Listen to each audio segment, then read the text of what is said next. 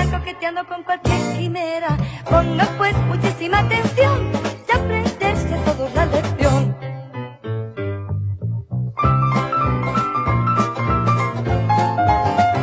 Aquí estamos ya, después de este himno precioso. Es uno de mis favoritos. Me encanta esta letra, me gusta esta música y también el mensaje que nos deja. Pues estamos dispuestos ya para una nueva edición de nuestra Escuela de Biblia. Y bueno, nos hace un planteamiento casi al final de la lección, en el que luego repararemos, que resulta muy interesante como idea de partida. Jesús derribó las barreras de casta y de clase al ministrar a ricos y a pobres durante su ministerio terrenal. Y pregunta: ¿cómo abordamos los adventistas esta cuestión de la brecha entre ricos y pobres tan arraigada en todas nuestras sociedades? ¿Cómo hablar, cómo traducir, cómo llegar a conclusiones cuando uno de los planteamientos que se nos hace es: hay que ministrar también a los ricos y poderosos, porque hay pobres desamparados, pero también hay ricos desamparados? Bueno, en una sociedad tan clasista como la nuestra, será bueno que hablemos de clases, brechas y también de lo que puede suponer alcanzar a las personas que viven en diferentes grupos sociales. De todo esto vamos a hablar esta mañana en nuestra Escuela de Biblia. Primero, la Escuela Sabática Laic.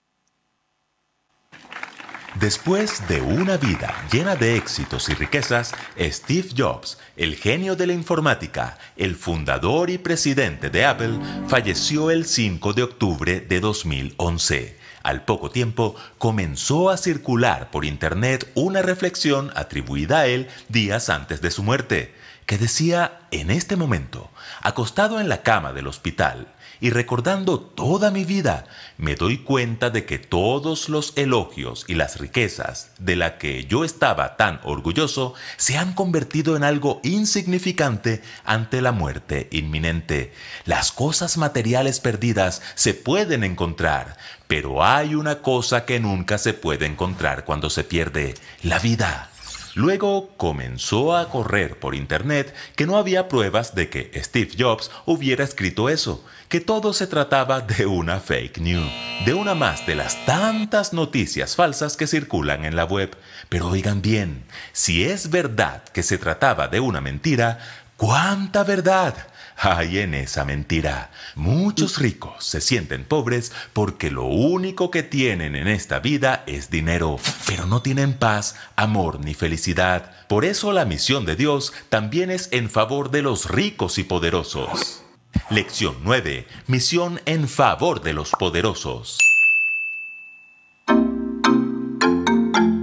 Un joven rico, enternecido al ver cómo Jesús bendecía a los niños, corrió hacia él y le preguntó: Maestro bueno, ¿qué bien haré para tener la vida eterna? ¿Por qué creen que preguntó eso? Porque se sentía perdido, a pesar de que era muy rico. Exacto. Jesús le dijo que debía obedecer los mandamientos. El joven dijo que los obedecía desde niño y aún así preguntó: ¿qué más me falta?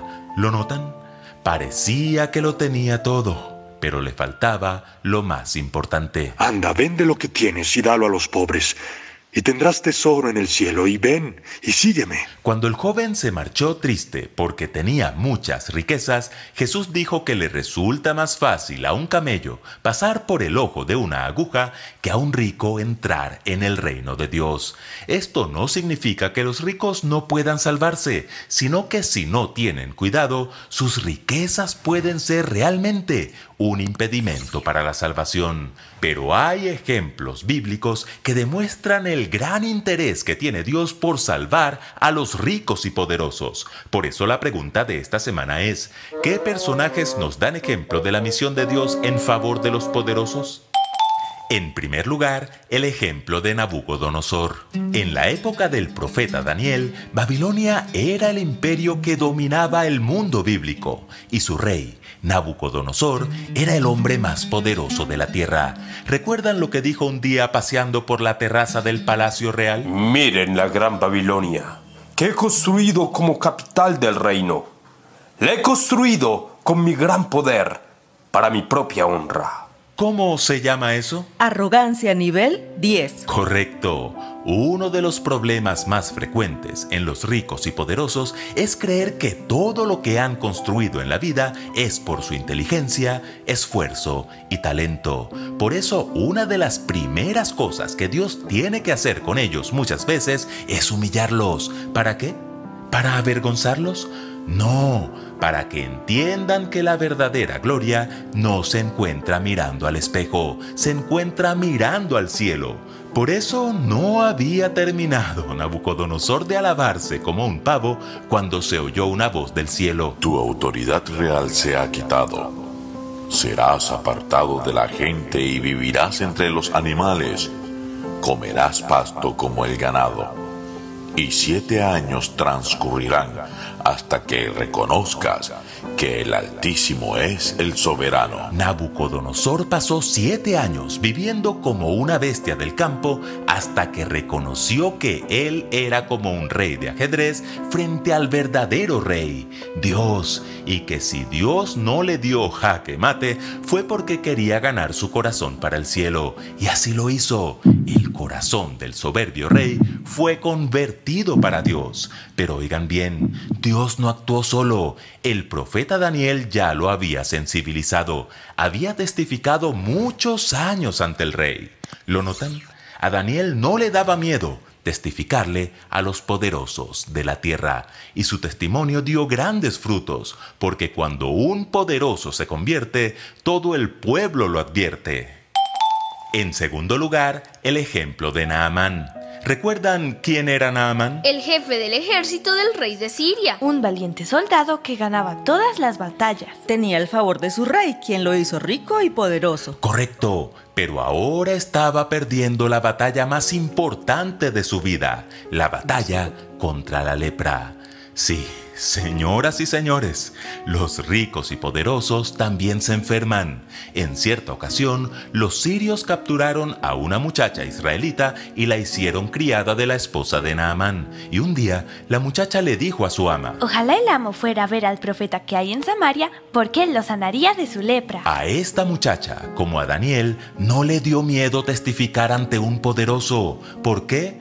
Porque ellos también necesitan esperanza, y eso no lo compra el dinero.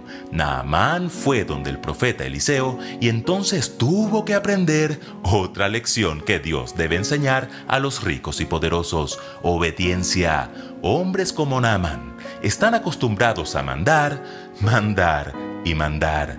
Sé que algunos de ustedes están pensando en sus jefes, y así es, así somos cuando tenemos algo de poder. Pero ahora Naamán debía obedecer una instrucción humanamente absurda: sumergirse 7 veces en el río Jordán. ¿Lo haría? Se resistió. Lo hizo casi que en contra de su voluntad, pero aprendió obediencia. Se sumergió 7 veces en el río y su piel se volvió como la piel de un bebé. Naamán creyó en el Dios verdadero. Aún tenía creencias paganas. Pidió llevar 2 mulas cargadas de tierra de Israel a Siria, con el propósito de adorar al Dios vivo, y pidió permiso para inclinarse junto a su rey, aunque ya no adoraría a los dioses de su rey. ¿Lo notan? La conversión de los ricos y poderosos es sistemática. A veces no es tan rápida como quisiéramos, pero mostrarles al Dios verdadero cambiará sus vidas y las vidas de todo su círculo de influencia. Y en tercer lugar, el ejemplo de Nicodemo. Nicodemo era un hombre culto. La Biblia lo describe como un gobernante de los judíos. Jesús se refirió a él como maestro de Israel. Conocía bien la Biblia, pero oigan bien, tenía sed espiritual del Señor. La tercera cosa que Dios tiene que enseñarle a los ricos y poderosos es que aunque no tengan necesidades materiales, sí tienen necesidades espirituales. ¿Qué hizo Nicodemo? Buscó a Jesús de noche. Lo buscó casi que a escondidas. Pero lo buscó. Y Jesús suplió sus necesidades. De cierto te digo, que el que no naciere de nuevo no puede ver el reino de Dios. Nacer de nuevo es una necesidad de todo ser humano, sea rico, pobre, niño, adulto, hombre, mujer, gordo o flaco. Todos, absolutamente todos, necesitamos un nuevo nacimiento en Cristo Jesús. De modo que si alguno está en Cristo, nueva criatura es. Las cosas viejas pasaron. He aquí, todas son hechas nuevas. Es hora de que nosotros entendamos que la misión de Dios también es en favor de los ricos y poderosos, y que Dios espera que nosotros seamos canales de bendición para ellos. Por eso te presentamos el desafío Misión Posible. Novena misión. Escribe una carta o un correo electrónico a alguien que está en un puesto de poder, aunque sea alguien que no conozcas, y dile que estás orando por él o por ella. ¿Lo harás? Como decía la famosa propaganda de Mastercard, hay cosas que el dinero no puede comprar, y algunas de esas cosas son la paz, el amor y la felicidad, que se alcanzan en su máxima dimensión solo cuando aceptamos a Cristo en nuestros corazones. Nabucodonosor aprendió humildad. Naamán aprendió obediencia. Nicodemo aprendió la necesidad de nacer otra vez. ¿Y tú? ¿Ya lo aprendiste? ¿Estás dispuesto a ayudar a los ricos y poderosos a aprenderlo? Si alguno tiene sed, venga a mí y beba. El que cree en mí, como dice la Escritura, de su interior correrán ríos de agua viva. Muy bien, pues tenemos ya por delante los minutos de la escuela sabática, de nuestra escuela de Biblia. Le damos la bienvenida también a Juanfra, que veo que se incorpora también al diálogo, a la charla. Y no sé vosotros, pero cuando empecé a estudiar la lección, me resultó muy difícil buscar un encuadre, así como punto de partida, ¿no? Porque, claro, pensaba varias cosas. Una, la gran mayoría de nosotros probablemente no tiene así en previsión ni en posibilidad pues poder ministrar a personas muy poderosas o muy ricas. Todo depende también, claro, de nuestro encuadre social, ¿no? De dónde estemos, de dónde vivamos, o de si tenemos la oportunidad o no de participar en círculos en los que pues se reúnen personas que tienen un altísimo poder adquisitivo, ¿no? O que están en situación de poder. Algunos, por nuestra profesión, sí que tenemos acceso, por ejemplo, pues a círculos relativos a la política también, o a la empresa, ¿no? Desde nuestra perspectiva profesional, y sí que puedes tener acceso de forma bastante protocolaria, ¿no? A muchos de estos círculos. Pero en realidad a lo mejor hubiera sido, ¿no?, fantástico que pudiéramos tener la oportunidad de tener este momento para hacerle una entrevista a alguna persona que tenga un poder adquisitivo semicósmico, pues para preguntarle qué tal se vive ahí arriba y qué perspectiva tiene también de lo que ocurre aquí o de cuáles puedan ser sus necesidades, ¿no? No sé, yo me encontraba así como con una especie como de confusión inicial para decir, oye, ¿y cómo planteamos esto y cómo lo hacemos? Pues práctico, ¿no? De alguna forma, lo acercamos a nuestra perspectiva, a la perspectiva de casi todos. Y luego me di cuenta de que el planteamiento era bastante bobo y bastante infantil. En el sentido de que si empezamos por el final, aquello de, cuidado, que vives en una sociedad muy clasista, no vaya a ser que acabes siendo tú clasista también. Yo me preguntaba, entonces, ¿cómo debemos abordar esto desde una perspectiva humana? Y desde una perspectiva humana, resulta que llegas a la conclusión de que ricos, pobres, poderosos, de cualquier tipo, color, altura y poder adquisitivo, todos estamos en situaciones muy parecidas. Necesitamos salvación, necesitamos vida eterna, necesitamos a Jesús, necesitamos calma y necesitamos tranquilidad. Y todas, todos, lo decíamos el otro día también, somos necesitados. Entonces, bueno, pues buscaremos a lo mejor los matices que pueda tener, ¿no?, el ministrar a ricos y poderosos, si es que los tiene. Lo plantearemos ahora, ¿no?, y llegaremos probablemente a conclusiones en ese sentido. Así que empiezo por Juanfra, por ejemplo, porque todavía no le escuchamos esta mañana. ¿Y cómo te acercas tú a la lección de esta semana? Y luego veremos lo que podemos aprender de Nabucodonosor, de Naamán, de Nicodemo o hasta de José de Arimatea, por ejemplo, y el joven rico. Hola a todos. Gracias por escucharme y encantado de compartir con vosotros este ratito. Pues tenéis un problema, igual que lo tengo yo. Tenemos un problema y es que hacemos muchas diferencias y el dinero y los medios también juegan en esto. Pero no porque seamos especialmente nosotros especiales y tal, es que os acordáis de lo que le pasó a Pablo y a Pedro, ¿no? Cuando Pablo le llamó la atención diciendo que te gusta, te sientas con uno y ignoras a otros. Tenemos un problema con los prejuicios. Y hablamos mucho de de los pobres, de los necesitados, y nos gusta eso, ¿no? Nos sentimos. Quizá habría que explorar un poco por qué nos gusta eso, ¿no? Quizá porque nosotros estamos en ese primer mundo donde y cuando vemos a alguien que realmente está en su miseria, oye, qué bien nos hace el que yo te eche una mano. Se nos olvida como que hacía Jesús, ¿no? Que no hacía diferencia. Y para mí es un desafío esta semana, porque por un momento, cuando yo empezaba la lección de la semana, Esther, decía, no me gusta esta semana. Los ricos que pintan, ¿no? Los ricos que pintan aquí. Sí, esto va de pobres y necesitados, y lo que tú has dicho. Pero qué pobres somos, que nada más que tenemos dinero, ¿verdad? Como decía la canción, no era tan pobre que no tenía más que dinero. A veces vamos así. Y tenemos que seguir aprendiendo. Y se nos pone delante una realidad, y es que también, incluso los más pudientes siguen siendo necesitados. Richard. Lo bueno es que nos pasó igual a todos. Ya creo que Ángel, que vamos allá. Nos pasó a todos, ¿no? Sí, Richard, por favor. Yo creo que y seguimos adelante. Todos vamos por ahí. Para mí no hay diferencia con la lección que dimos hace 2 semanas de la misión al prójimo. Esto de los poderosos es una cuestión clasista. Tú clasificas, la semana pasada clasificamos a quienes vemos por debajo como los necesitados y ahora miramos a los que vemos por arriba como los poderosos. Cuando yo creo que es quienes se sienten poderosos. Con los ejemplos que nos ha dado la escuela sabática es gente que se siente poderoso para acabar dándose cuenta de que son unos necesitados. Tanto Nabucodonosor como Naamán, como Nicodemo, al final eran necesitados, que es lo que hablábamos la semana pasada. Yo creo que nuestra misión es llegar a todas las personas, como estabas diciendo, Juanfran, muy de acuerdo contigo, llegar a todas las personas sin hacer distinción, sin hacer clasismo, intentando mostrar a todo el mundo que todos somos necesitados, que todos necesitamos de Jesús y que por más que creamos que tenemos algo que nos puede hacer especiales, sin Jesús todo es temporal, vano, y al final se esfumará. Entonces, creo que esa es nuestra misión, llevar a Jesús a todo el mundo porque todos somos necesitados. El resto, clasismo. Es verdad que hay gente que tiene mucho más dinero que nosotros, pero pobres si creen que eso les hace mejores, pobres si creen que eso les hace superiores y que no necesitan de Jesús. En realidad, esta semana yo pensaba que quienes somos poderosos somos nosotros, ¿verdad? ¿No dijo Jesús, recibiréis poder cuando haya venido sobre vosotros el Espíritu Santo? ¿Quiénes son los poderosos?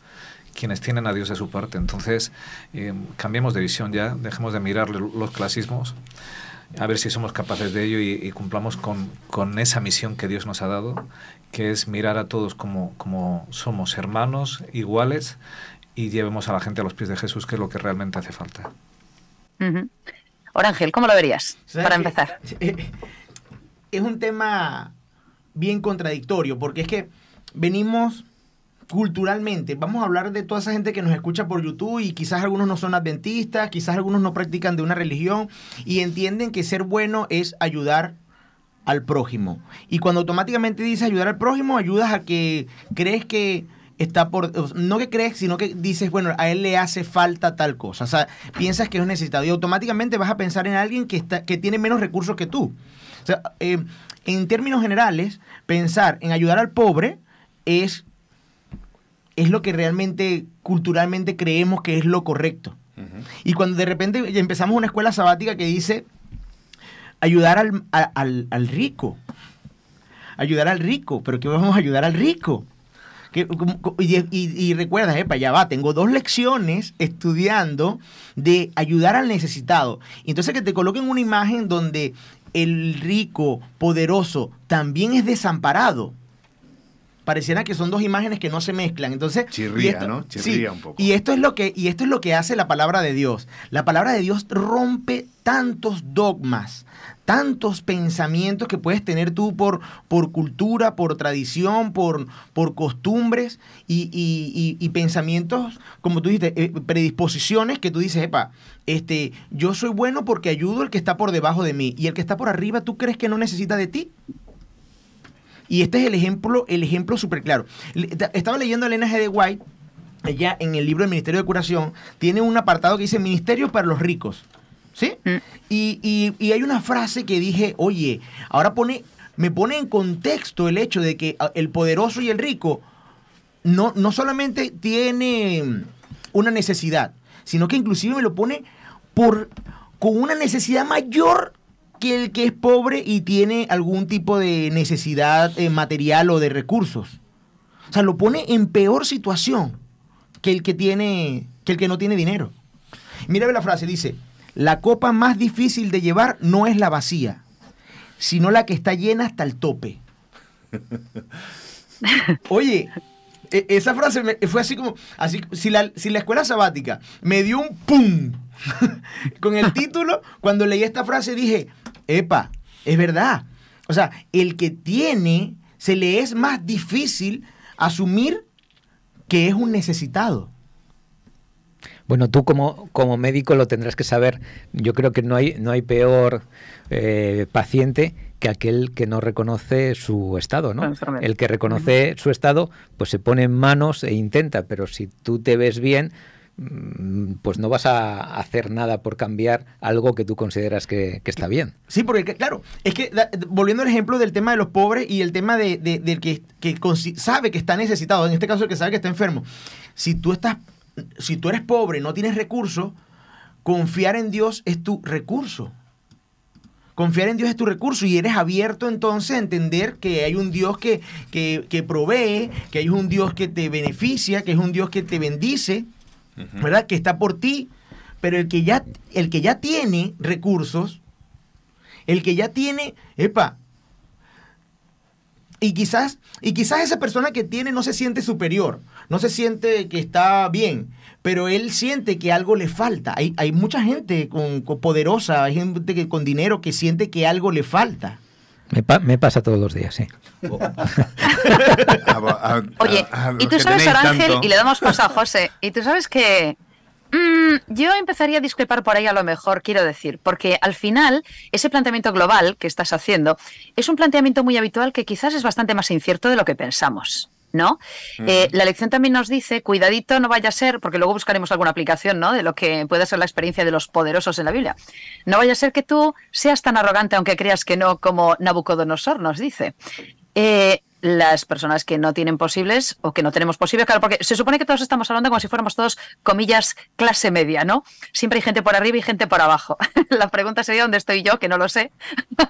Si hago a lo mejor un planning de todo lo que es el planeta, ¿no? No sé yo si estaría aquí arriba, aquí abajo, no sé muy bien dónde estoy. Pero a todos nos gusta hablar como si fuéramos clase media y por lo tanto hay por arriba y por abajo y nos es muy fácil estratificar esto. Pero efectivamente, dentro de la situación en la que estoy, yo también puedo ser arrogante. Yo también puedo ser clasista y, por cierto, la sociedad actual adora a las personas poderosas y adora a las personas ricas, lo cual creo que les complica bastante también, a lo mejor, ¿no?, a esas personas el ubicar también su autoestima y su realidad en el lugar idóneo, en el lugar correcto, ¿no? Hay mucha gente que dice estos ricos, estos poderosos, pero luego les hace la ola cada vez que pasan y luego compra revistas en las que muestran, ¿verdad?, sus casas lujosas, etcétera, etcétera, y les adoran y querrían tener ese estilo de vida. José, ¿por dónde entrarías? Cuéntanos. Bueno, podemos ser políticamente incorrectos, ¿eh? Que la hablando de la entrevista a una persona poderosa y millonaria, José, ¿qué tienes que decirnos a nosotros? Por favor. Hablando de la perspectiva de influencia. ¿Hace frío ahí arriba? Sí. Me alegro que me hagas esa pregunta, que yo creo que es la peor frase que se le puede decir a un periodista, ¿no? Porque no me has pillado, justo es la que quería que me hicieses. Bueno, yo creo que todos podríamos responder como yo estoy ahora en plan de broma respondiendo, porque entiendo que todos somos ricos en algún aspecto. Es decir, todos tenemos algo de lo que enorgullecernos, en lo que estamos seguros que somos buenos o hacemos bien o estamos contentos con nuestro desempeño, etcétera. Entonces, esta pregunta puede ser también para mí. ¿Estoy dispuesto a rendir esa parte en la que soy exitoso, en la que me va bien, o al menos a mis ojos, en la que creo que me va bien, se me da bien, a Cristo? Porque tenemos claro que en aquellas que tenemos carencias son en las que pedimos. Aquellas en las que nos vemos que no llegamos, que nos falta, que por nuestros propios medios no lo podemos conseguir, pues bueno, tenemos el comodín, tenemos el comodín de la espiritualidad, ¿no? Pero ¿y en aquellas cosas que se me dan bien? Aquellas cosas en las que no necesito ninguna intervención divina porque ya tengo el don, porque ya tengo la facilidad, porque ya tengo la situación que sea. Entonces, bueno, pues esto podemos extrapolarlo al tema de los ricos, porque muchas veces hablamos eso, es que los ricos tal, ¿y cómo eres tú en tu riqueza? En esta riqueza, aunque sea una riqueza solamente intelectual, por ejemplo, sí, que no se convierte en dinero. Porque inclusive en los escenarios que nos coloca la escuela sabática, nos coloca personas que son ricas intelectualmente. Claro. Claro, o sea que hay mucho tipo de riqueza.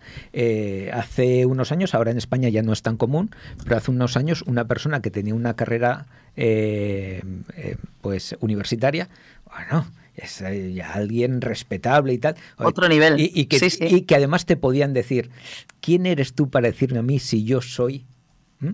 Por ejemplo, o sea, hay muchos tipos de nivel. Si nos gusta tanto estratificar, si nos gusta tanto clasificar, si nos gusta tanto, yo creo que también lo podemos hacer dentro de nosotros. Por lo tanto, esta lección también, aunque suene sorprendente, yo creo que también lo podemos aplicar a nosotros.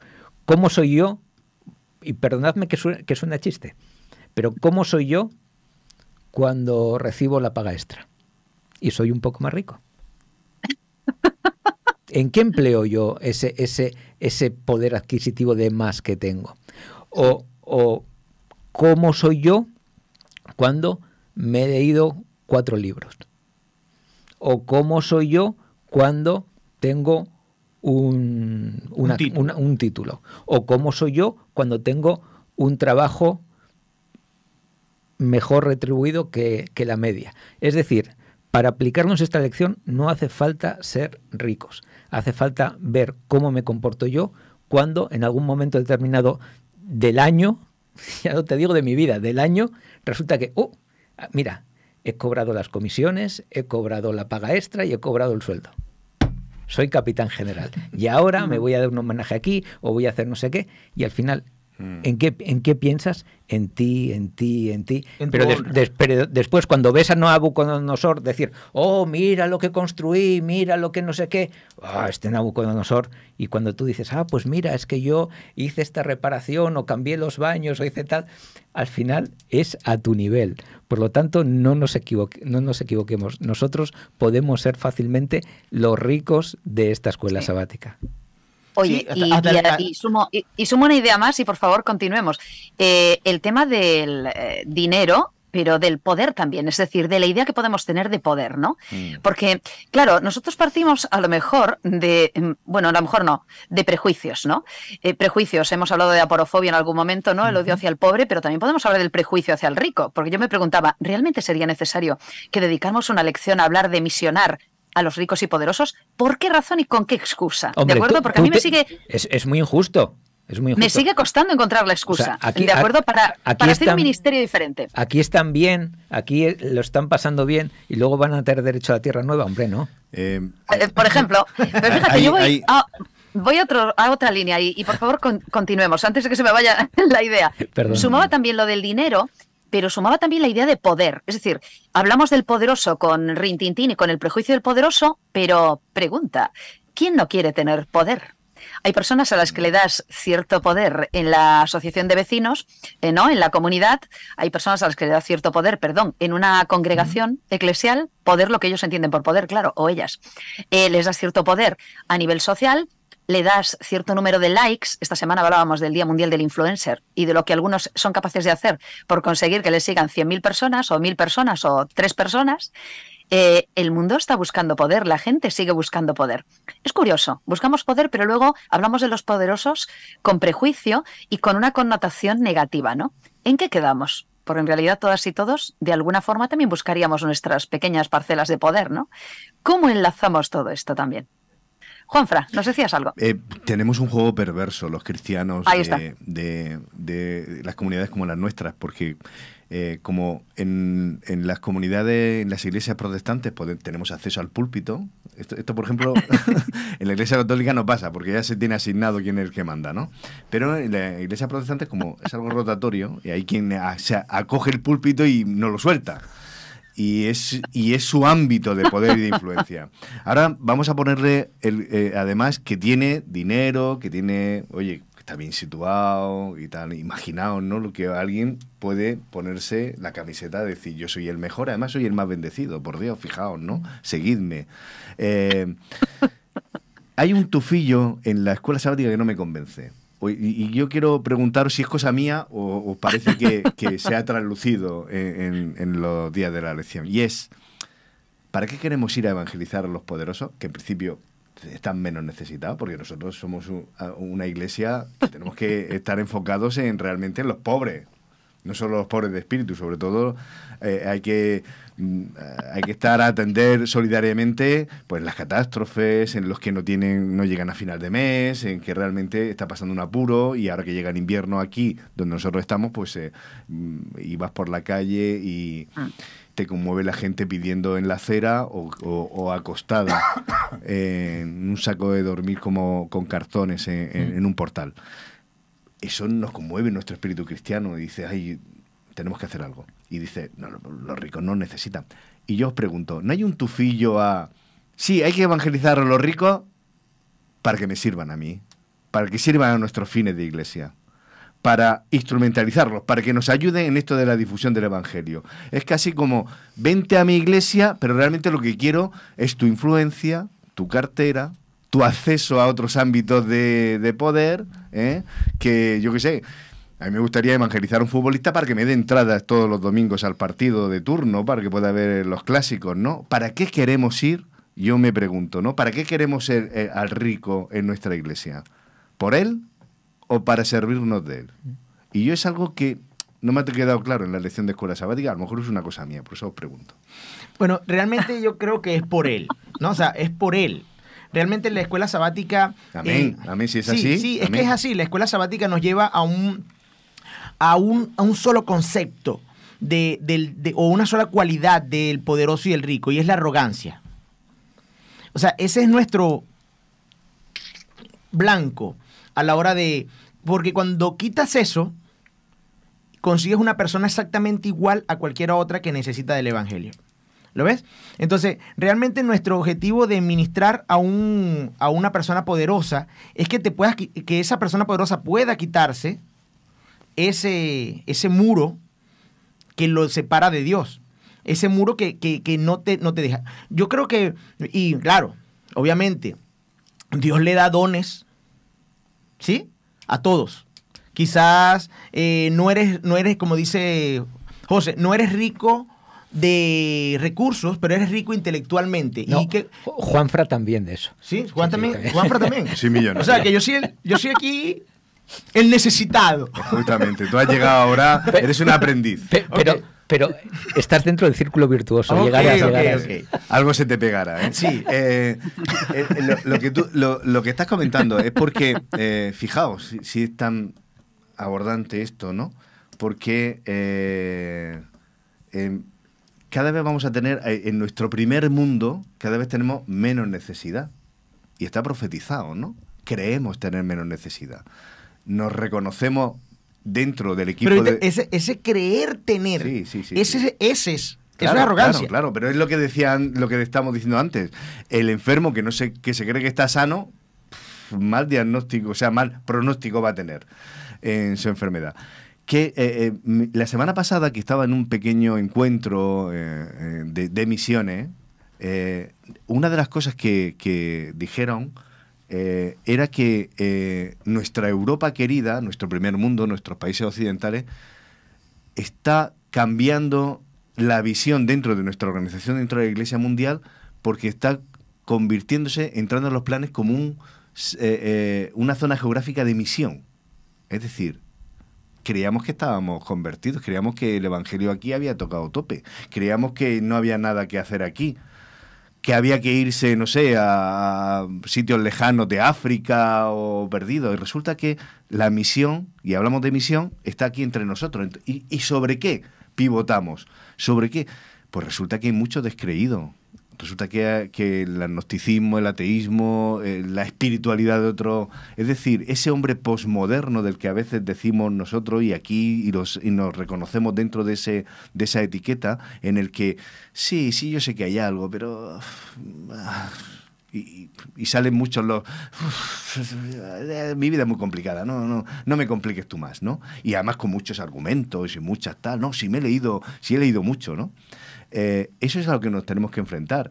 Ese tipo de riqueza inmaterial, a lo mejor no tanto, pero además es que no tengo necesidad, no, o sea, tú vienes a evangelizarme, pero yo mi bocadillo lo tengo cubierto, me voy de vacaciones todos los años, hago un super viaje, ¿no?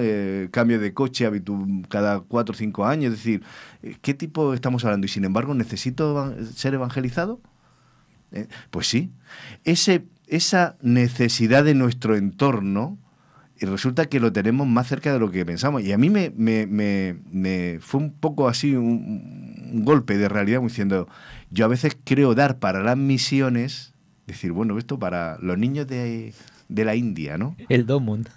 Para esto, esta ofrenda para que vaya, ¿no? Que allí están los misioneros, ¿no? Que allí está la gente que tal. Pero resulta que vamos a tener que poner misioneros cerca de mi casa, en mi vecindario. Pues entonces yo creo que nos quedaríamos estupefactos si en este contexto que tú nos estás poniendo leyésemos Apocalipsis y leyésemos la iglesia de la Odisea. Claro. ¿Qué es lo que dice Dios de la iglesia de la Odisea? ¿Cómo te perciben? ¿Cómo se perciben, no? Como ricos, dice, ¿no? Sí. Y sin embargo, ¿qué sois? Sois pobres, cuitados, desnudos. Por lo tanto, una cosa es la autopercepción y otra cosa es la realidad. ¿Dónde está la riqueza? Y entonces quizás a partir de ahí podríamos hablar. ¿Dónde está la riqueza? ¿Era rico Nabucodonosor? Vamos a los personajes, porque lo interesante de la Biblia es que ahí podemos ver ejemplos. ¿Era rico Nabucodonosor? Muy rico. Era el hombre más poderoso, ¿no? Vamos a ver dónde está la riqueza. Eso es lo que digo. ¿Era rico Nabucodonosor? ¿Es rico? Vamos a hablar de otro personaje que habla de la escuela sabática. Vamos a hablar del señor Amancio Ortega. Que no está, perdón. Pero bueno, ¿es rico Amancio Ortega, el dueño de Zara? Pues al final no es rico. Es un usufructuario de cierta cantidad de bienes durante un cierto periodo de tiempo bastante escaso. Me ha gustado eso que tú dices. Bastante escaso. Es decir, cuando pensemos que somos ricos, tenemos que pensar que vamos a vivir 80, 83, 84, 85, 90 y no más. Y después de eso, ¿qué? Por lo tanto, la verdadera riqueza se encuentra en esto que Jesús quería hacer aprender a todos estos personajes con los que se encontraba. Pero entonces Dios tiene un problema. ¿Por qué no se enfoca a Dios no tanto en mí, sino en esos ricos y poderosos? Y algo me caerá a mí. Es que lo bueno que tiene Dios es que se enfoca en todos. Los que ponemos las etiquetas somos nosotros. Pero Dios nos ve con una igualdad que somos. Que justo no hay uno, ni uno. No habla de pobre, de rico, si eres más pobre, tienes más derecho al cielo, porque no. Pues todo el problema lo tengo yo.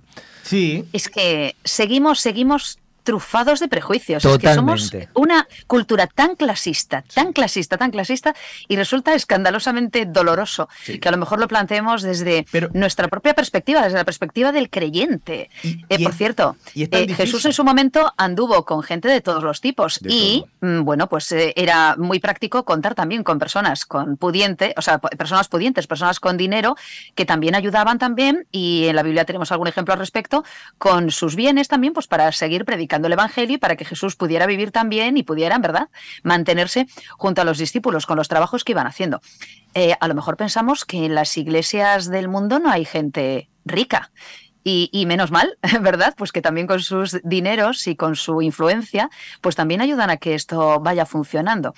Yo recuerdo haber estado en algún congreso de ASI, en una época en la que colaboré con ellos y formé parte también de la directiva en España, y les envío un saludo también a estos hermanos y hermanas también que realizan un trabajo muy interesante. Hay gente que no lo conoce. Pues sí, es un colectivo, es una asociación que forma parte de la Iglesia, un ministerio de sostén propio que tiene presencia en diferentes lugares del mundo, formada por empresarios también y profesionales liberales y que tiene un enfoque, un encuadre especialmente empresarial con pues un objetivo de apoyar la evangelización, con proyectos sobre todo pues eso, basados en ministerios de sostén propio y con ayuda también económica, ¿no? A proyectos de evangelización, con una especial interés en el aspecto profesional, es decir, en sumar como empresas y como profesionales también, pues lo que puedas tener, lo que tengas en tu haber. Yo recuerdo haber conocido en algún congreso, y te los presentaban, ¿no?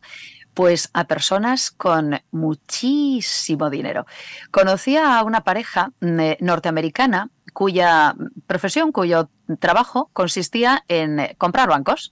Textualmente, un matrimonio que, bueno, pues tenían en su momento pues una riqueza importante, trabajaban en el sector bancario y, entre otras cosas, recientemente, justo antes de venir al Congreso en España, pues habían comprado un banco que estaba pues en una situación complicada porque querían reflotarlo y querían pues ponerlo a funcionar. Me decían, quienes me lo presentaron, que no sabían cuánto dinero tienen, es decir, son gente que se mueve en un nivel muy difícil de explicar. Una de las cosas que me llamó la atención, claro, porque yo soy una persona prejuiciosa, como todos, es que no solo no hacían ostentación de su riqueza, sino que eran personas con un trato, ¿sabes? Y con una sencillez y con una humildad y con una manera, ¿no?, de tratarnos unos a otros, pues sorprendentemente igualitaria, ¿no? Fantástico. También conocí en su momento pues a alguien que por lo visto es una de las personas más ricas de Checoslovaquia, de la parte checa concretamente, que, bueno, dedica parte de su fortuna, es muy importante, pues a hacer proyectos sociales, culturales, y bueno, pues está transformando, de hecho, su país con su influencia, es una persona muy conocida también y desde luego con buena parte de sus ingresos.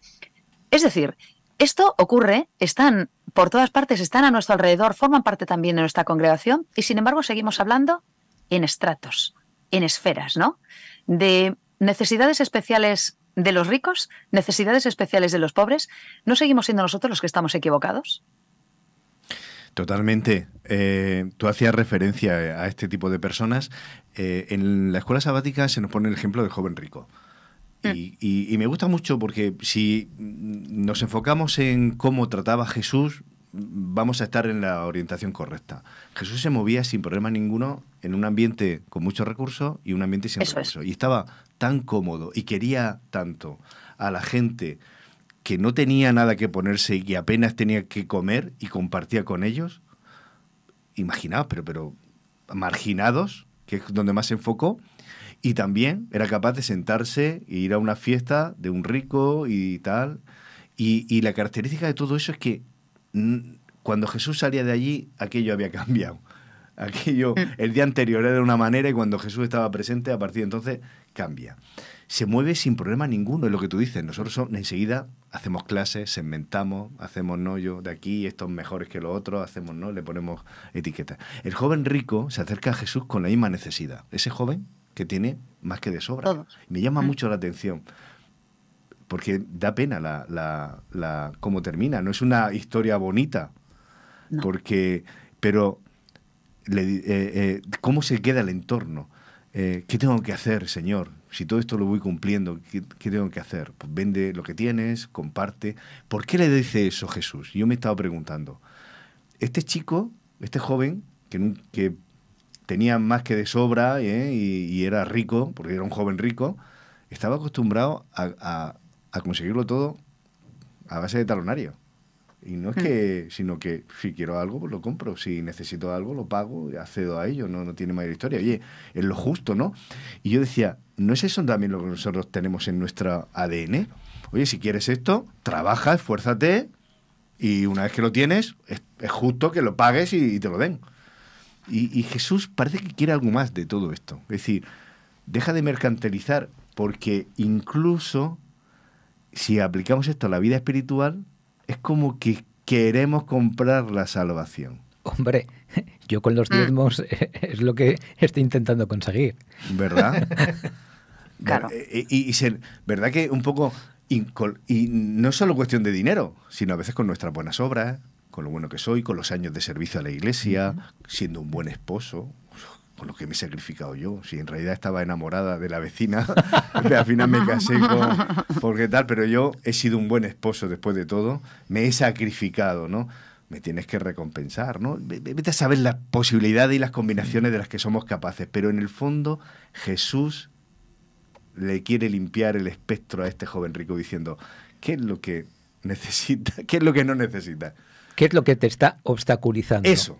¿Qué es lo que molesta en tu vida para que yo pueda hacerme con ella? Eso. Y en el caso del joven rico era la riqueza, pero en el caso de otros ricos no fue la riqueza. No lo es, exacto. A Eso hay que decirlo. A Nabucodonosor no le dijo, oye, abandona tu imperio y vete tal. No. A Nabucodonosor lo que le hacía separarse del Señor era su orgullo, era ver quién era la fuente de todo su bien. En el momento que reconoció, después de ese episodio de 7 años, reconoció, ostras, es verdad, que hay un Dios en los cielos. No le dijo, oye, vete de tu palacio, vístete de saco y cilicio y échate ceniza por la cabeza y vete por ahí. No se lo dijo, porque a Nabucodonosor no le hacía falta. Es decir, el Señor tiene un plan personalizado para cada uno de nosotros. Y es otra lección que me enseña a mí, cuando trato con el rico, cuando trato con el pobre, cuando trato conmigo mismo.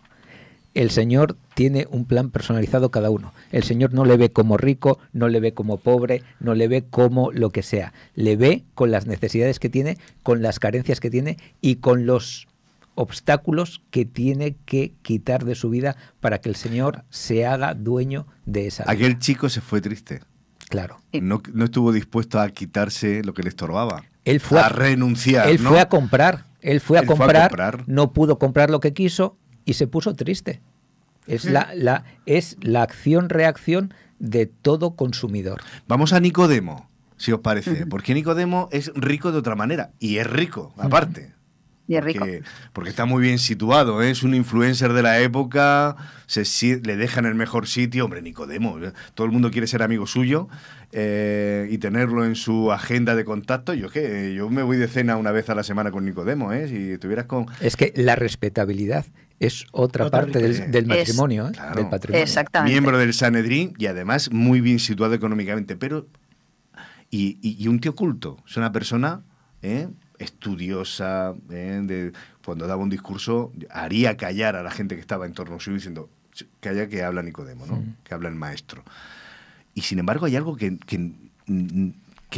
no termina, no está satisfecho, ¿no?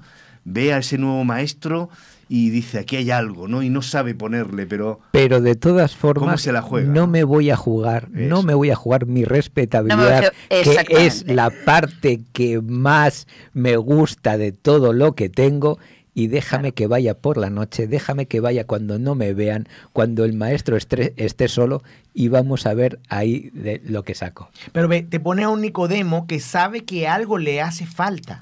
Y fijaos el juego. No importando lo que él tenga, claro, algo le hace falta. Y quizás la respuesta está en este maestro. Claro. Quizás la respuesta está en este maestro al punto de que me voy a arriesgar a medias, ¿sí? Y lo voy a buscar en la noche.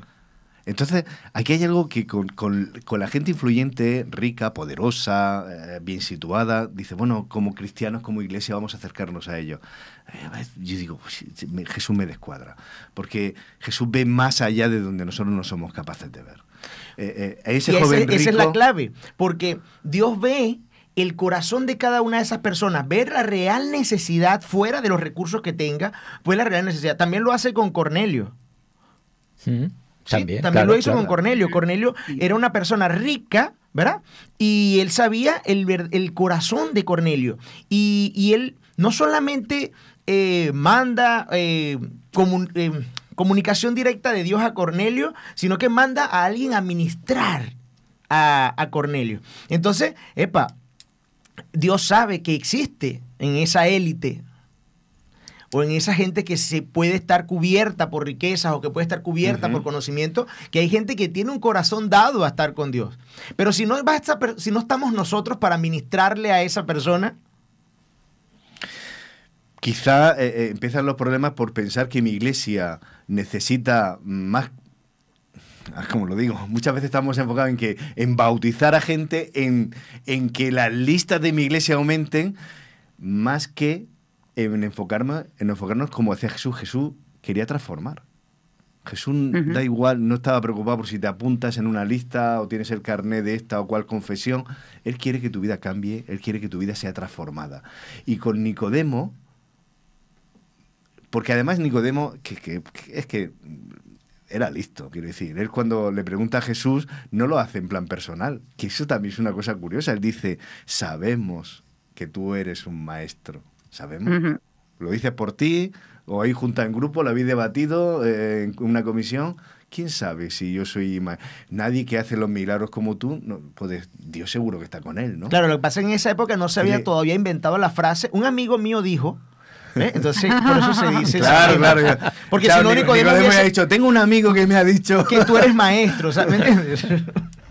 Vale. Oye, y hay también otra historia. Bueno, la historia nos dice que Nicodemo efectivamente al final acabó reconociendo, tardó bastante tiempo, por cierto, en sacarse el manto de respetabilidad, y según nos cuentan también, pues de hecho perdió no solo la respetabilidad sino el dinero, y vivió en una situación bastante diferente, ¿verdad? Al final de todo.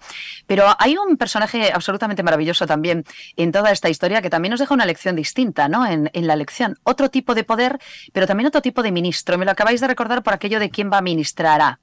Esa jovencita esclava, una refugiada, que acaba en casa de la mujer de Naamán, sirviéndole, una adolescente, fue capaz de ministrar a un poderoso y fue capaz de cambiar la vida de Naamán y por lo tanto también, ¿no?, de toda la gente que estaba a su alrededor. Ahí estaba esa jovencita que era una sirvienta, era una esclava, y ella dio efectivamente el pie para también la conversión de Naamán. Una secuestrada. Tenemos efectivamente, que tener en cuenta que los sirios hacían incursiones en el territorio de Israel y se la llevaron. Vaya, esto me puede sonar a tiempos actuales, ¿verdad? ¿Os imagináis a un judío actual secuestrado por Hamás ministrando para Hamás? Por ejemplo. Es esa situación. Exactamente es esa situación. Y vio que tenía un problema. No vio que era sirio, no vio que era capitán del ejército, que él era el que estaba asolando su tierra, que la había secuestrado, que le había arrancado del seno familiar, sino que le dijo, yo tengo la solución para ti. Sí, vio que era un hombre enfermo, porque lo que le faltaba era salud en ese caso, y sabía dónde podía encontrar la cura para la enfermedad. Es una historia maravillosa, de verdad. Y todo empieza, nos está avisando que concluyamos. Sí, estamos pendientes de lo que nos diga Julián. Sí. Pero yo veo el comienzo desde la tranquilidad de esta niña. Es decir, esta niña no tenía rabia. No tenía odio, ¿verdad? No tenía odio. No. Es decir, ni revanchismo. Estás abusando de mí. Me has arrancado de mi familia. Y te voy a dar una bendición más. Y ya que estoy en esta posición, lo único que hago es intentar ayudarte. Decir, oye, pues que sepas que mira, yo tengo una solución para ti. Una cosa, es algo que dices tú, esto no es posible. Una cosa que se podría hacer y que parecería cristiano es, mira, no te deseo ningún mal, pero tampoco te voy a decir lo bueno que yo tengo. Claro, cualquiera diría... Voy a servirte fielmente, ya estoy secuestrada aquí, no voy... Pero tampoco me pidas que te vaya a alargar la vida. Es el ejemplo claro de... ayudar al rico. O sea, lo que nos está pidiendo la lección de y amar al enemigo, las dos cosas a la vez. Y bueno, ya que estamos terminando, pero hay un versículo, cuando hablamos de rico, todo el mundo se acuerda de ese versículo. Todo el mundo se acuerda de ese versículo. Es el tema... El camello. Sí, el camello y la aguja. Y entonces, automáticamente tú dices, cuando escuchas ese versículo, dices, ya va, Jesús lo dijo. No entrará ningún rico al reino. Cuando tú dices, no entra, porque tú lees eso y dices, vamos a leerlo. Dice, puntualmente, otra vez os digo que es más fácil pasar un camello por el ojo de una aguja que entrar un rico en el reino de Dios. Y tú dices, como no pasa un camello por el ojo de una aguja, entonces no entrará un rico al... Pudiéramos interpretar eso. Pero entonces la escuela sabática nos trae esto y dice, ¿cuál es el trasfondo verdadero de este versículo?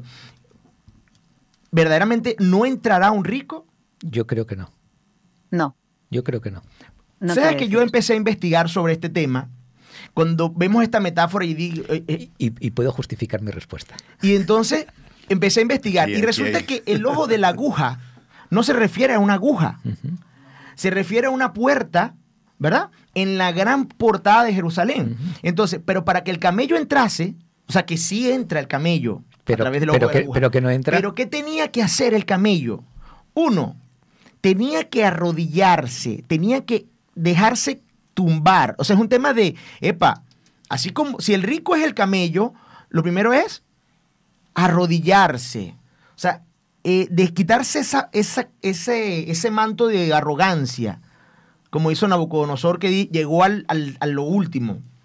Y luego de eso, despojar todo. O sea, el camello quedaba... No podía llevar la carga porque la carga es lateral. Pues entonces no cabía. Voy a justificar mi respuesta, porque tengo una noticia para vosotros. Todos somos el rico. Ajá. Todos tenemos mercaderías que quitarnos de la joroba. Y ahí es cuando pasaba el camello. Todos hemos de humillarnos ante el Señor. Por eso digo que todos somos ricos en algo o nos creemos ricos en algo. Que esta lección no está pensada simplemente para los poderosos. Y si está pensada, se han equivocado por completo. Porque me la puedo aplicar yo a mí mismo. De hecho, Dios se la aplica a la iglesia de la Odisea y le dice los defectos que tiene. Y entre ellos es que te crees rico. Pero ¿cómo que te crees? Si lo soy. Hoy en día no es cuando más luz tenemos bíblica. Hoy en día no se han abierto ya los sellos de la profecía y la hemos interpretado. Sí. Estamos en el momento de más conocimiento bíblico de toda la historia. ¿Acaso ahora la Iglesia no tiene más recursos que nunca? Tiene más recursos que nunca. No estamos implantados en más países que nunca, estamos implantados en más países que nunca. Incluso una iglesia de un tamaño medio pequeño, como la iglesia de Murcia, no tiene su estudio y no salimos al ciberespacio con un mensaje. Sí, lo hacemos. Tenemos los mayores recursos. Y sin embargo, Dios dice, sois pobres. Sí. Por lo tanto, todos somos ese camello. Por eso mi respuesta antes de ningún rico entrará, no estoy haciendo mención a los que tienen su cuenta de banco o a los que tienen su nivel de influencia. Estoy diciendo a todos nosotros que de alguna u otra absurda y estúpida manera pensamos que somos ricos y que de nada tenemos necesidad. O sea, que si usted es ese camello que está cargando una carga pesada y que se aferra como se aferraba el joven que se acercó a Jesús, te aferras a eso, eso es lo que realmente no te dejará entrar al reino de los cielos. Claro. Eso es lo que realmente, no es tu condición de camello, no es tu condición de que tengas o no una riqueza o que estés en un estrato social, no. No es si eres pobre, no si eres rico, no si eres de la clase media, es lo que te obstaculiza. Es que no quiere soltar la mochila. Claro. Hay gente que no quiere soltar la mochila. Hay gente que quiere vivir con eso. Y no hace falta que sea cosas materiales, tangibles. A veces uno no quiere soltar su pobreza, de decir, su miseria. Es que yo vivo con mi culpa y no la quiero soltar. También. Es que me hicieron daño cuando era joven y soy ahora abuelo o soy un adulto y sigo con la culpa arrastrando y dice, oye, ¿y no quieres ser libre de ella? Y honestamente prefieren vivir todavía en el lamento, en la victimización, es que porque algún beneficio. Y cuando Jesús dice, ¿quieres ser libre? ¿Quieres que yo te libere de eso? Pues a regañadientes le dicen que al no. final la cuestión no va de lo que tienes, sino de lo que no tienes. ¿De acuerdo? ¿Y qué era lo que necesitaban todos ellos? Lo que necesitamos tú y yo, la vida eterna.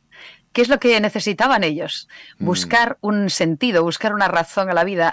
Todos llegaron a Jesús, de hecho, y llegaron a la solución de su historia por una necesidad. Tenían necesidad o bien de humildad, o bien de dejar la riqueza atrás, o bien necesidad de calma, o necesidad de sanidad, pero todos tenían algo que necesitaban. Nos hablaba antes Miguel de la samaritana, necesitaba también cambiar su vida, necesitaba agua espiritual. ¿Qué es lo que te falta? ¿Qué es lo que nos falta? En la lección también hace algún guiño y nos recuerda que ricos y pobres somos bastante más iguales de lo que pensamos. Nacemos de formas muy parecidas y al final nos vamos a la tumba. O sea, no hay tumbas para ricos y tumbas para pobres. Al final la situación es la misma. No se puede comprar la vida eterna, no se puede comprar. Lo recibimos únicamente como don de Dios y al final todos tenemos la misma necesidad. Necesitamos la salvación, necesitamos salir de este mundo horrible y necesitamos ir hasta allá. De manera que al final estamos todos bastante más igualados de lo que pensamos. Y quizá, otra vez, el problema lo tenemos nosotros, nuestra mentalidad, que sigue metiendo a la gente en cápsulas, que sigue metiendo a la gente, como decía antes Miguel también, encadenamos a Dios y encadenamos a la gente también. La metemos, ¿verdad?, en sus etiquetas, en sus botes, lo tenemos todo ahí guardado de esa manera y Dios nos recuerda una vez más que el que está por encima de todo es Él y que todos somos iguales y todos necesitamos lo mismo. Ojalá tengamos menos prejuicios y ojalá hablemos de estas cosas en clave de persona, ¿no? Hablemos de personas. ¿Qué necesitas? ¿Qué es lo que puedo darte? ¿Qué es lo que yo te puedo aportar? Y si yo no le puedo aportar nada a una persona rica y poderosa, es que no me he enterado de lo que tengo en las manos, ¿no? Yo tengo un tesoro mucho mayor y yo puedo repartir tesoros maravillosos a quienes estén a nuestro alrededor. ¿Qué vamos a hacer con eso? No sé cuánto tiempo nos queda. ¿Algún comentario más? Bueno, con el que ir cerrando. Estamos en la prórroga. En cualquier momento, Julián, porque te haya pendiente con un ojo en la capilla, pero dice que tenemos algún minutito. Yo creo, ¿qué he hecho yo en las últimas lecciones con respecto al tema de la misión? Es terminar la escuela sabática preguntándome, ahora, ¿cómo llevo esto al contexto de la misión? ¿Cómo llevo esto al contexto de la misión? Y para mí lo resumí así. Dije, ok, en esta lección de esta semana tienes dos papeles. No es que eres uno o eres el otro. No es que eres dos. Pero en ambos tienes un papel. Eres el rico. Sí, eres el rico. Y para poder... Y tienes un papel. ¿Y cuál es tu papel siendo el rico? Despojarte para poder acercarte cada vez más a Jesús. ¿Sí? Pero también eres el que ve a los ricos. Entonces, también tienes un papel en la misión. Llevarle a Jesús a esas otras personas. Tenemos como cristianos que hacer, uno, acercarnos como ricos a Jesús, despojándonos, y dos, llevar a otros ricos para que puedan barrer esa muralla de arrogancia y poder recibir, como dice Esther, ese tesoro tan grande que tenemos, que es el conocer de Jesús, el conocer de un Dios que, bueno, bendiciones infinitas. Quizás tendríamos que aplicar de otra manera el Dios no hace acepción de personas, ¿verdad? Que sí, parece que eso lo solemos aplicar a la gente que está en un estrato más bajo que el mío. No, yo tengo que amar al inmigrante, yo tengo que amar al necesitado, al paria. En la Biblia está... Nos criaron así. Nos acostumbramos a eso. Nos criaron. Sí. Ya está. Ahora sí. Iba a decir, pero nos dice Julián que ya habéis hablado mucho. Si os parece, lo dejamos aquí, Esther, y seguiremos ahondando, ¿no? Pero no se vayan los que nos están viendo por YouTube. No se vayan. Nos vamos al sermón y luego volvemos en la zona mixta.